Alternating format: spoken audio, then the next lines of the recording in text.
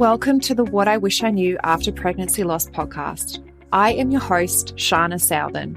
I am an angel mum, a rainbow mum, a pregnancy loss practitioner, and trauma-informed coach.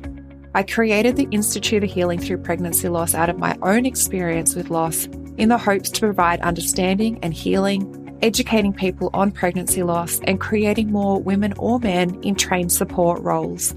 In this podcast, I hope to shed light on what I wish I knew in relation to pregnancy loss, opening up the conversation, breaking the stigma, and bringing real-life stories plus guest experts. Thank you for being here with me today, and let's dive into today's episode.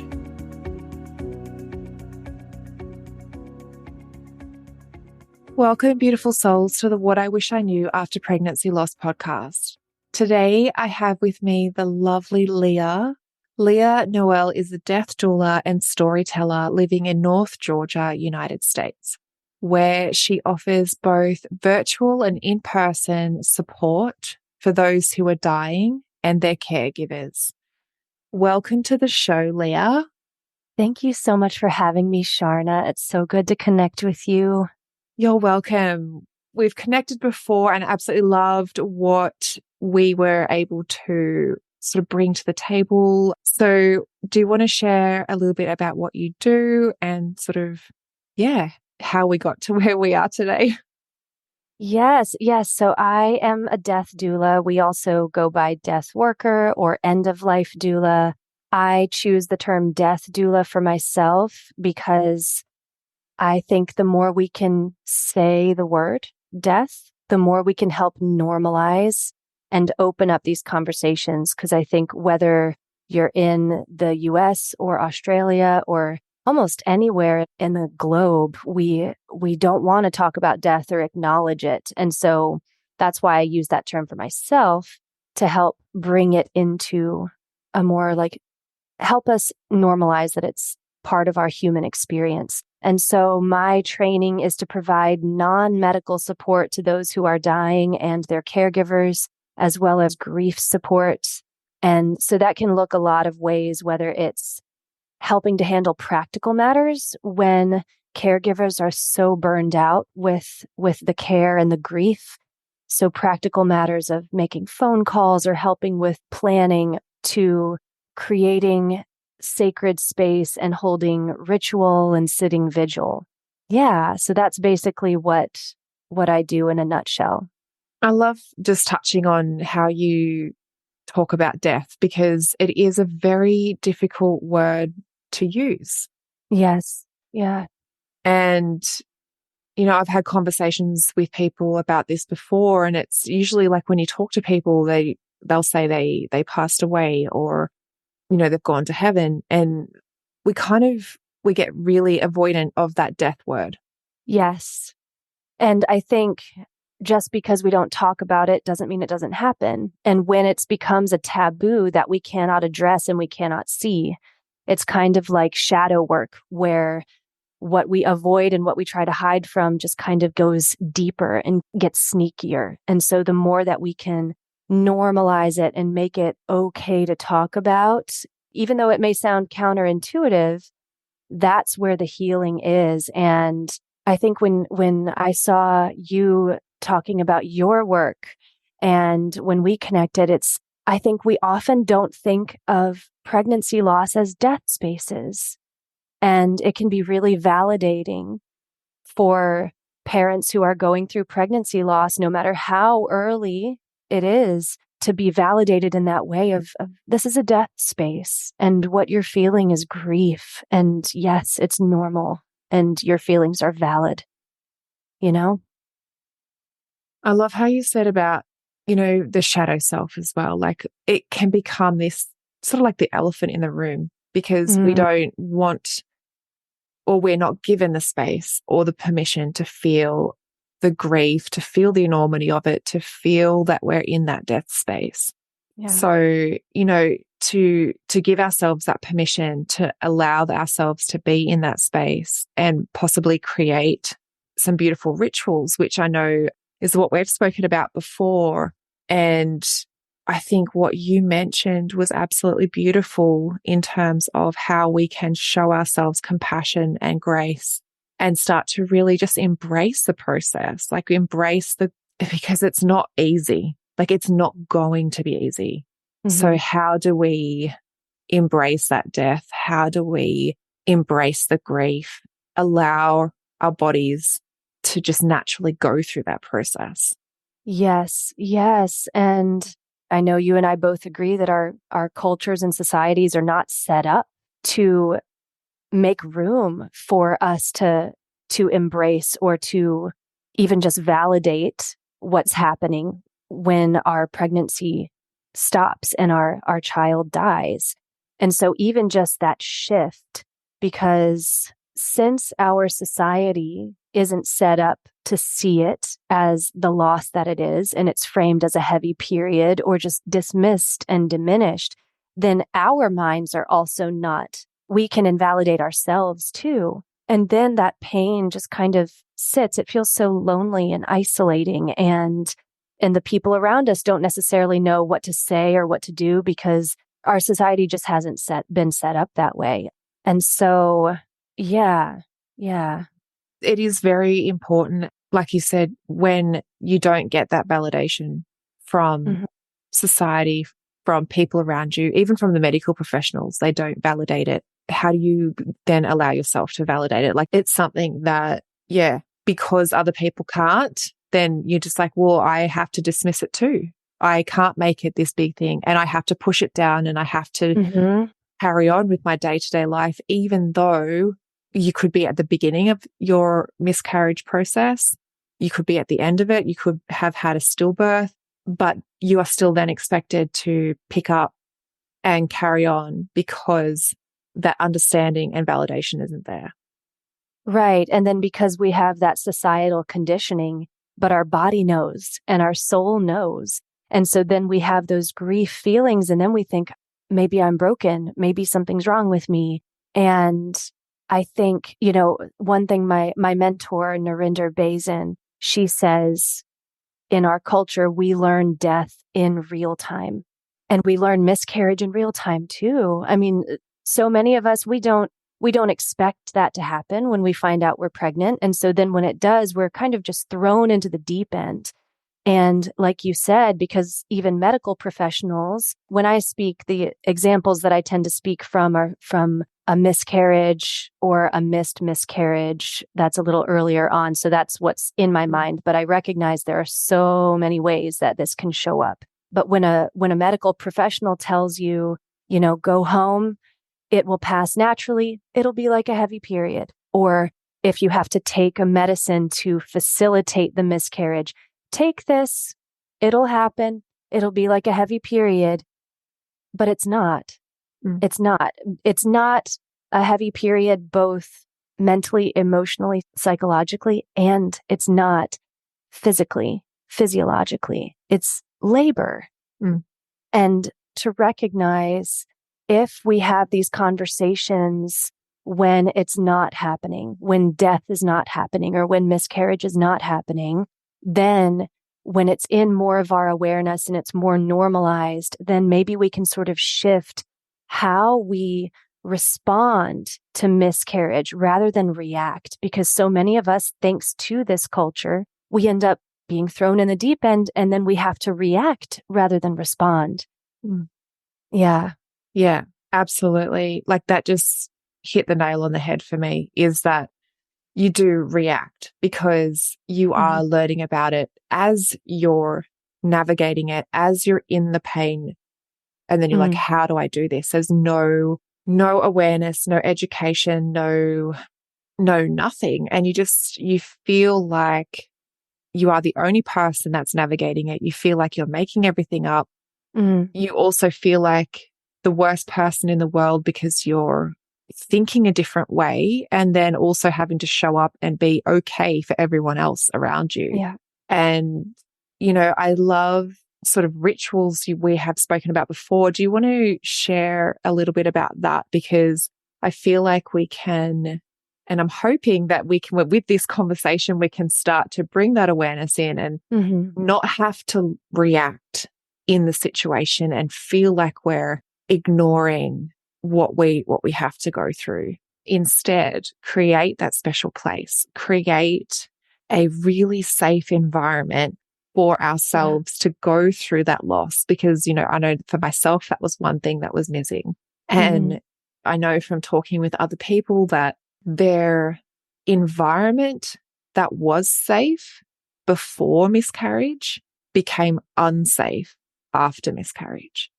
Oh, wow. Yeah. So their home, their workplace, places that they felt safe, they felt normal, was completely, turned on its head, was an unsafe environment because of what they had gone through. And for me, there was a very traumatic memory around the bathroom, around my bedroom, because that's where I was going through it all and figuring it all out for myself, Googling everything. And I didn't have a way to mentally process it. I didn't have a way to show myself compassion. I was literally I felt like I was falling and trying to find my footing. Whereas I think if we had that awareness, give ourselves that space and go, okay, this is going to be crap. This is going to be heavy. This is going to be huge. It's death. Yeah. How can I create safety for myself going through this, allowing myself to feel the enormity of it, allow myself to feel the grief, the death, the emotions, and hopefully not have those traumatic memories and associations. Afterwards. Yeah. And, I have a very dear friend who did give permission to share her story, and she shares it in her life. So this is shared with permission. But, I think of this friend, and with her first baby, she had a missed miscarriage. And I think she found out at 15 weeks and the baby had stopped growing at around 10. And the doctor gave her the medicine to facilitate the miscarriage and just told her, oh, once you take this, things might happen in this window of time. And my friend loves being with people. She, even during loss, like being with people is important to her. So she invited friends over for dinner to talk and be with her, not expecting the medicine to kick in during dinner. So she is trying to host friends. And then, she was told it would be like a heavy period, but it was labor. And she was in intense pain while she has guests. And what if medical professionals and all of us recognized it as, this is a loss. It's not just a taking of a pill and the passing of a non-viable pregnancy. It's death and it's loss. And what if we honored it as such? And again, I know it can show up in a lot of ways, and sometimes it's spontaneous. And so the example that I'm speaking to is where you may have a window. But what if we could create ritual where, if we know, okay, this might kick in soon, or I'm going to take this medicine, what if we could create with that in mind, either maybe a birth doula or maybe just your trusted closest friends and your partner? We clear the schedule. We light some candles. We diffuse some oils or some scents that are soothing. And, a lot of times when trauma like this happens, our sensory system goes into overdrive. We go into emergency mode. And that's one thing in my training that we practice is slow down, slow way down. And maybe we light the candles, we dim the lights, and maybe we lay in bed and hold each other, or we sit low on the ground, and maybe we put on a meditation and we feel our feelings and let our nervous system just go through what it needs to go through. And we honor it. I was thinking before this call, my training went over home funerals, which was a part of my training that I was most nervous about. But then when I did a practicum for home funerals, and after it, all of us agreed, wow, this was so supportive of the grief process in a way that we did not anticipate. And I think it goes back to the shoving away versus the opening. a home funeral can allow the grief process to begin in a healthier, supportive way. And as I was reflecting before this call, I thought, oh my gosh, what is a miscarriage if not a home funeral? Mm. Maybe not in the way that we would think of it. What if we treated it like that, with that level of gentleness and reverence and support? And what if we brought the mother and the father, or the mother and the mother, the father and the father, a meal? When our systems are in that overdrive, it can be hard to digest food. So smooth soups are ideal for our system it's not wanting to put that energy toward digesting food. And what if we treated it like that? And, when you and I connected before, we talked about, when a baby is born, it is seen as a sacred and beautiful practice to do something beautiful with the placenta, whether that's turning it into capsules or some people bury it and plant it with a tree. What if we could do the same thing for our miscarried child, instead of feeling like it has to happen on a toilet? And then that the toilet becomes this headstone and this visual reminder. And what if we did it a different way? Everything you just said just gave me goosebumps, because I was kind of like reliving over the rehashing over my experience and how much I was so scared, and I was trying to disconnect. I was trying to just go through the motions, and I felt the way that I was experiencing it was much more of a disconnected experience. It was very much, I don't know what's happening. I'll just go to the toilet and kind of hope for the best. I didn't know what to expect. I didn't know what I could do. No one gave you the tools. No. Yeah. And, for me, it was, did I flush my baby down the toilet? Was that the time that I did it? And then I'd go back to bed, and then I'd go back to the toilet. Was that the time? Was that the time? And in my mind, I was like, it was torture. And it became a very, very traumatic experience, especially with the amount of blood loss as well. And also the contractions that I experienced. It wasn't period cramps. No. And I didn't find that out until, which I actually went into one of my previous episodes when I share about my story. Like, I did question then, was I having heavy periods before? Or is this a heavy period? Is this what real period cramps feel like? And then before they weren't period cramps. But when I got to the hospital, the gynecologist said to me, no, these are contractions, like you're contracting.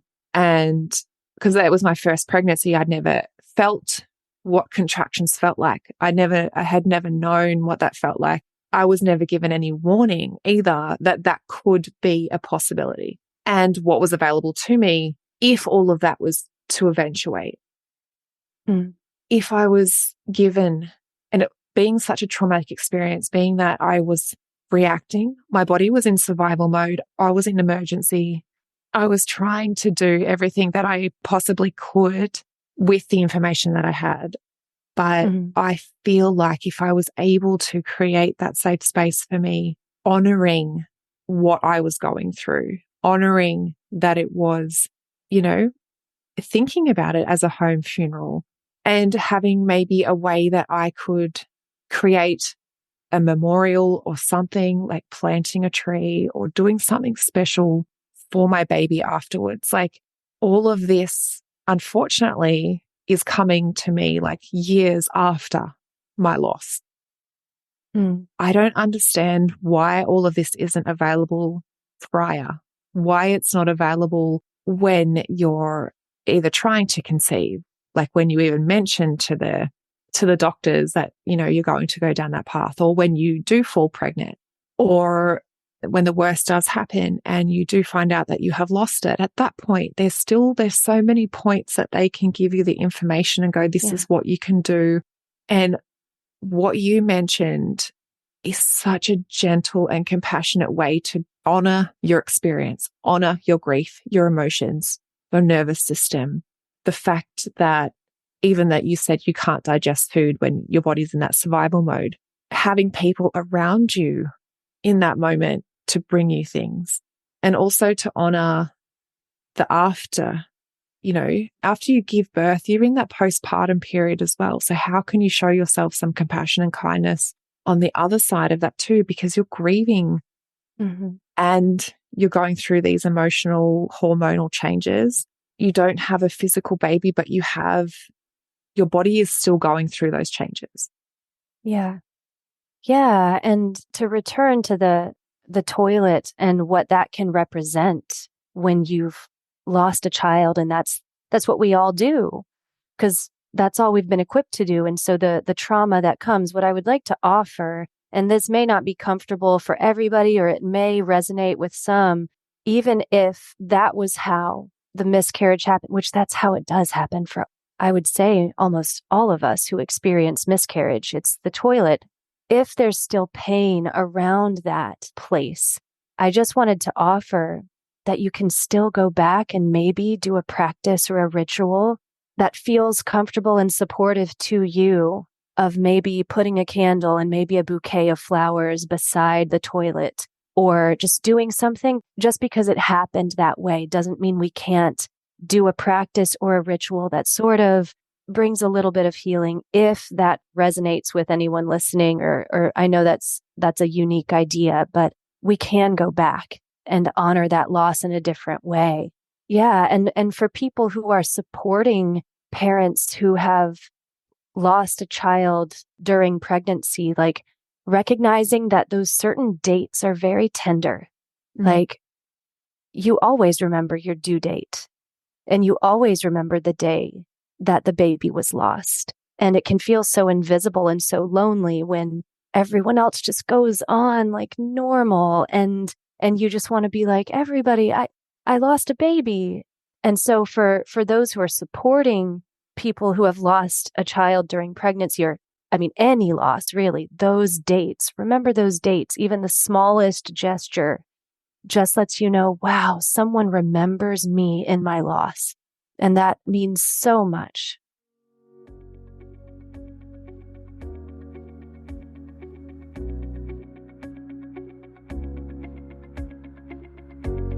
One in 4 pregnancies will result in miscarriage.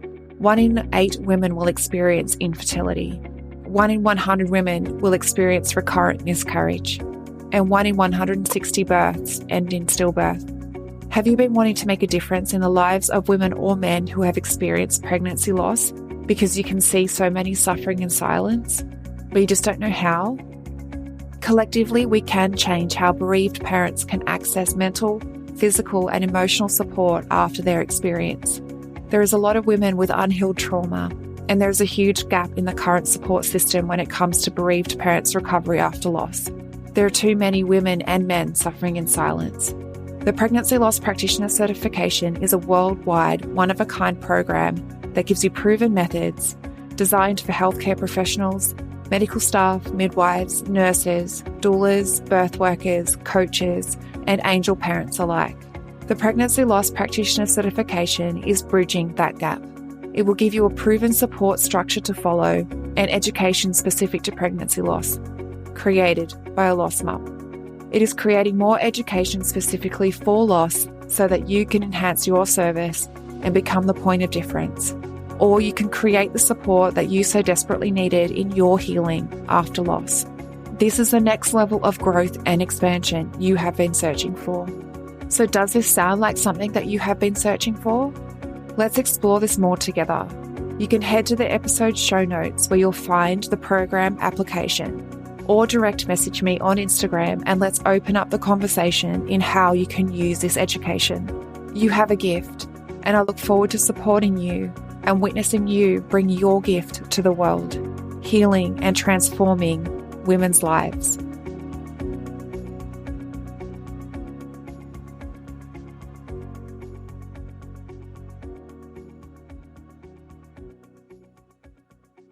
I don't know. I didn't ever get to know my due date, but I know the day that I found out that I lost my baby.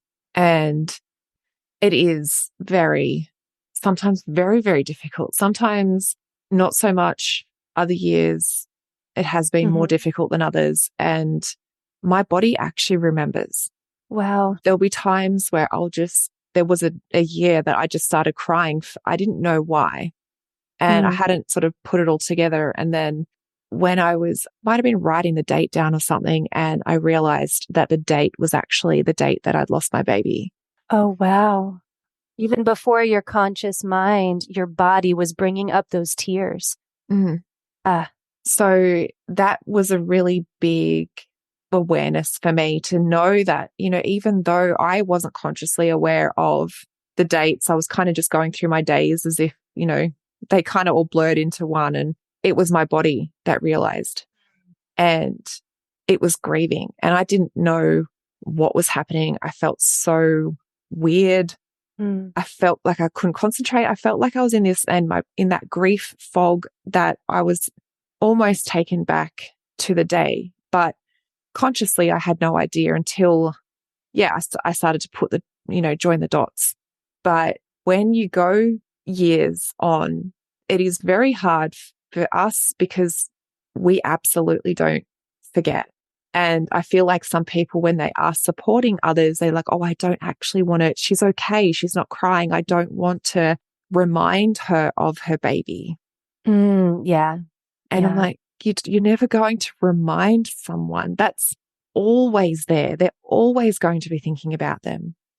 Yeah. A small phone call or a text or, a bunch of flowers that arrived at the front door. Like it doesn't have to be a huge gesture, but just to know that someone on the outside of you also remembers Yeah. these special moments, these special dates is a huge, huge thing. Yeah. Because it is such an isolating experience. Yeah. Or even just in the language we use when we talk about you have 2 children. Mm. You're a mother of 2 and validating that. And my friend is a mother of 3. And so I think that can just provide such a sigh of, I am seen. Mm. I'm seen in my grief. Yeah. And you don't feel like you have to explain it. Like when people do ask, is this your first or happy first Mother's Day? I'm like, no, Right. Yes. it's not. Mother's Day. Mm. My friend says that a lot of how when that first Mother's Day came around and she had not conceived again yet and just wanting to be like, I'm a mother, and not feeling seen by those around her that this is her first Mother's Day too. So for those supporting or around when someone you love has lost a child during pregnancy or if it's their first child and they are still a parent, and to validate that and honor that. Yeah, absolutely.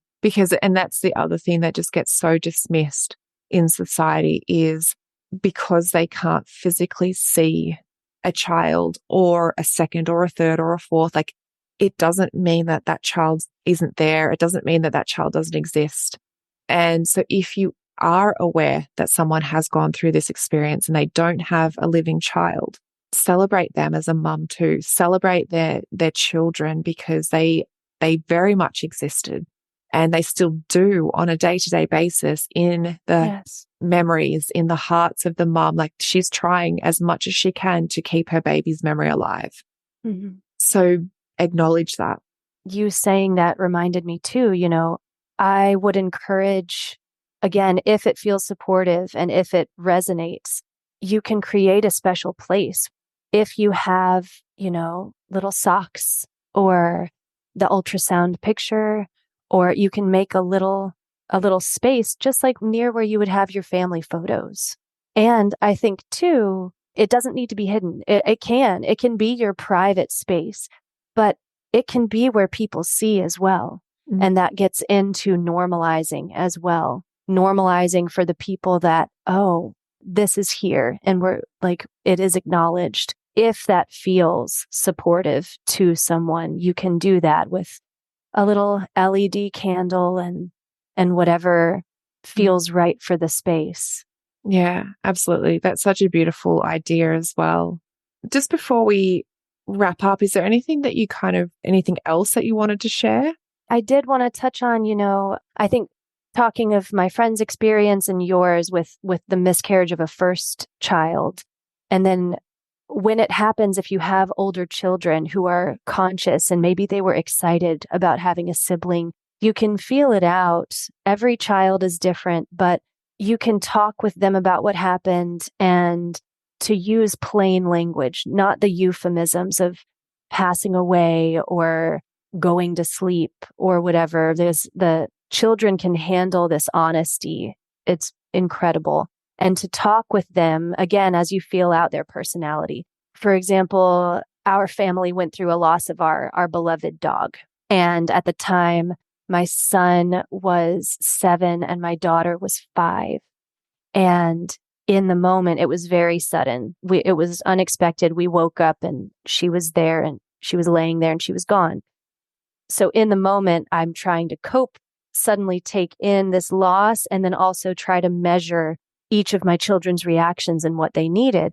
And I'm sharing this story to illustrate how children can be so different and you can feel out what's best for your child. But one of my children wanted to be very involved and she wanted to see our dog and touch our dog. And she wanted to be very close and involved. That was how she processed. Whereas my son just wanted to watch TV.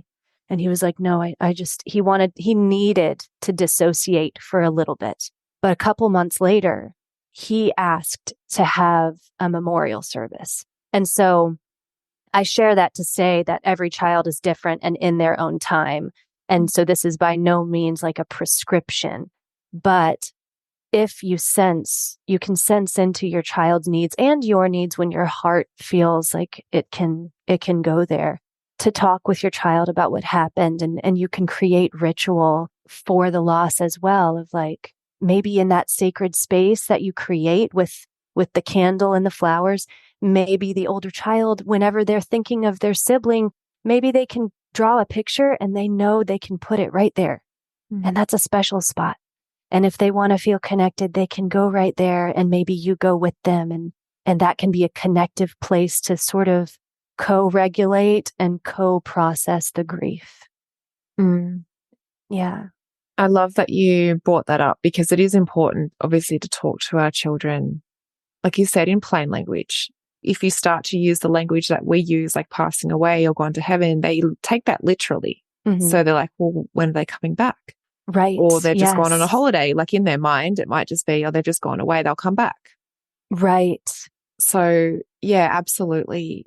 It's hard. And that's the other thing too. We then have to use those words, which are just so final. But for a child to be able to process the finality of it, we need to be able to talk about it in that language and absolutely gauging what your child needs, not forcing them into grieving a certain way or trying to get them to do what another child is doing. And then when they do have the space, when they want to come back around and talk about it, have the space to talk about it with them at that point. And however many times you need to talk about it, because it might not just be the one time, it might be multiple times that you have to go over the same story. And that brings up something else I would like to leave you and others with is children can go through what is called re-grief, which is, and I've watched this happen with my children from our pet loss. When they experience loss at the age of 5, well, their brain is in that developmental place of processing it at the age of 5.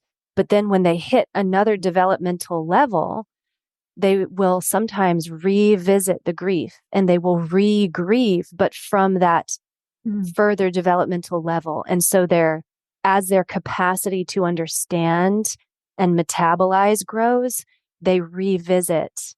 And so that's something that can be confusing to us if we don't know, because we don't talk about it. If we're like, wait, we talked about this, we had a ritual, why are you suddenly set? And I think we as grownups, we re-grieve too. Grief is messy and unpredictable. So it can help if we know, this is re-grief. This is a thing. So if you feel like we did that and it's been 2 years, why is this coming up again? Well, 7-year-old, Tommy is processing what 5-year-old Tommy processed. And so that can be a helpful thing for us to know as parents and caregivers of little ones. Yeah, I think that's an important awareness as well, is that just because they had gone through that and possibly done a ritual or like a funeral or something like that doesn't necessarily mean that that is the end of their grieving. Right. We handled it. Yeah. Yeah. Or even just books too. Sometimes it might just be reading a story. And I think I have a highlight on my Instagram with children's books for grief. On the top of my head, I'm blanking on titles, but yeah. So observing it with your child, it can be as simple as hugging and reading a book, or as elaborate as a ritual. Yeah. Yeah. An important awareness. Thank you for sharing that as well. Yeah. Where can people find you? So details about my death doula work, because I'm in person here in Georgia and virtual, is at Leah, Leah -Noel, Noel.com. And then I'm primarily on Instagram, and my handle is Leah with a pen, and there's Leah.with.a.pen. It's funny to say that out loud. Yeah. So those are the two main spots to connect with me. My Instagram does have a lot of my storytelling work on there at the moment, because that's what's been sort of consuming my energy currently. But you can find in the highlights, there's a lot of the death doula and grief work there, and there will be more to come. Beautiful. I'll make sure that that's all linked in anyway. I would just really like to say, like, as you were talking about your story and how like you didn't have so much, and I really want to honor and emphasize, like, you are creating the medicine that you didn't have. And I think that is just absolutely beautiful. I took a grief workshop with this amazing couple. Their handle on Instagram is Inviting Abundance. And the man who led one of the workshops, he said, we ask so many questions about our grief. I don't think he would mind me quoting this. It's just so wonderful. Will is his name. He said, we ask so many questions about our grief that, are just kind of like, when will it end? It's not going to end. And he said, through his own lost journey, the question to ask our grief is, what will we make with it? And Sharna, this is what you've made with it. And that's just absolutely amazing. Thank you for what you do. Oh, that's so beautiful. Thank you so much. Thank you. I'm so glad we connected. Yeah. Me too. I'm very, very grateful that the universe crossed our paths and we've been able to connect on multiple different occasions. And I'm blessed to have you in my world for sure. Thank you. Same to you. I just really want to thank you, Leah, for being a part of the What I Wish I Knew After Pregnancy Loss podcast. Thank you for having me. It's a pleasure. Thank you to all that have listened in. If this episode was valuable to you, I invite you to leave a review on Apple Podcasts, and I look forward to supporting you on the next episode. Thank you for listening in with me today. I hope you found this episode helpful. If you did, I would absolutely love to hear from you. Take a screenshot of this episode, share it to social media, and tag me at Institute of Healing _PL. I love seeing what is resonating with you right now. If you want to chat further, I invite you to connect with me through Instagram. Head over and follow my Instagram account, send me a DM, and let's open the communication. If you want to know more about how you can be the support for others, head to the show notes and fill out the application form for the Pregnancy Loss Practitioner certification. I want to also note here that what I share within the episodes is not medical advice. If you need further support, please consult your doctor. Thank you again. Much love to you. Be gentle with yourself, and I look forward to supporting you on the next episode.